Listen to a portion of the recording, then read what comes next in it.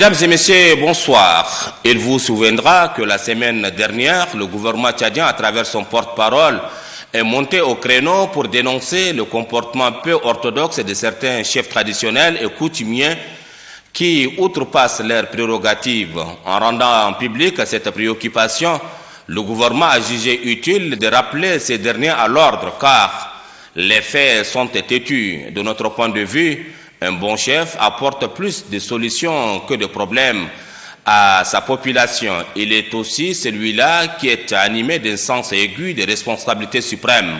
Bref, un rassembleur qui ne vise que l'intérêt de ses administrés, voire celui de la nation et non ses intérêts particuliers.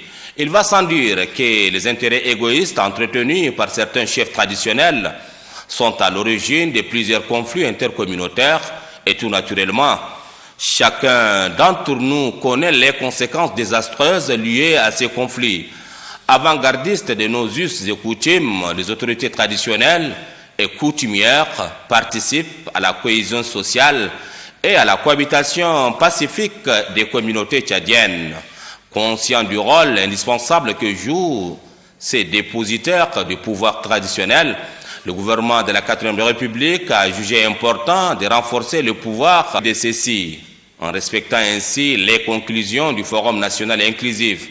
Nous nous rappelons que le mérite de cette prouesse revient à ceux qui ont réécrit l'histoire de la Nouvelle République. Certes, c'est une reconnaissance légitime faite à ces autorités pour la promotion du bien vivre ensemble du Tchadien. À mon avis, cette confiance accordée aux autorités traditionnelles doit être préservée par ceux-ci. Malheureusement, certains d'entre eux profitent de ce renforcement du pouvoir pour commettre des actes qui sortent de l'ordinaire.